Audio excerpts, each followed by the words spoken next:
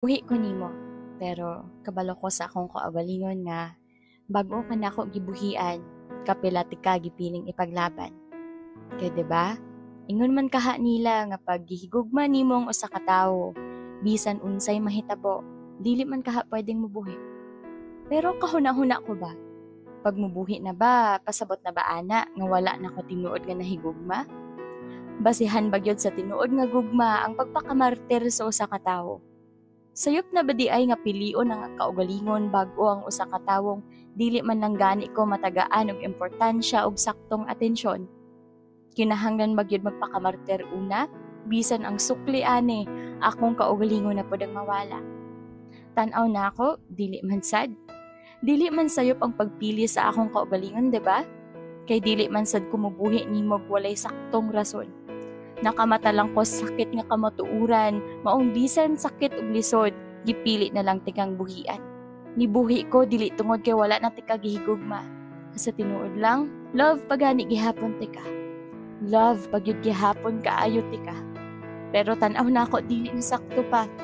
Kay alangan man og akong ipugos ang akong kaugalingon sa usa ka tawong dili ko kanunay mahatagan og importansya. Muangkon ko, naaman sud ko'y mga pagkulang nimo. Kay dili ko perpekto. Pero gibuhat naman ako tanan-tanan para nimo. Gibuhat nako halos tanan nga paagi para lang ang kita unta maayo. Gipili pagani tikang ipaglaban bisan sa mga giingon sa uban nga ngayon na gyud tikang buhian. Gipili na akong musalig sa gugma nimo, pero sayop ko. Kaya ang abihan nakong ang relasyon na kita ang nagsugod duha. Ako raman di ay ang naninguhang magpadayon pata.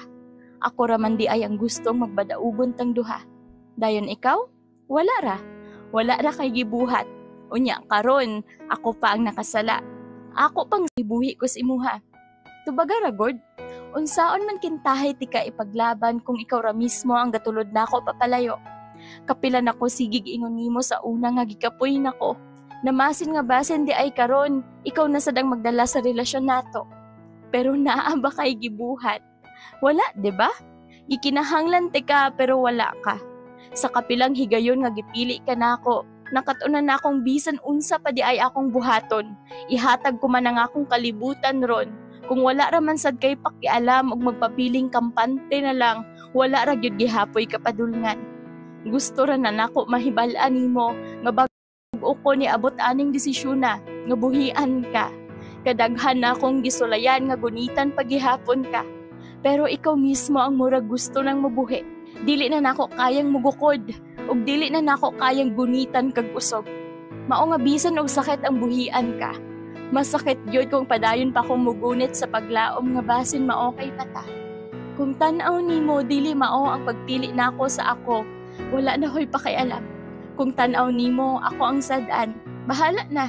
Basta kabalo ko sa akong kaugalingon nga gibuhat nako ang tanan-tanan bag-o tika gipiling buhian. Maong sa tinuod lang, wala na ko'y gimahayat.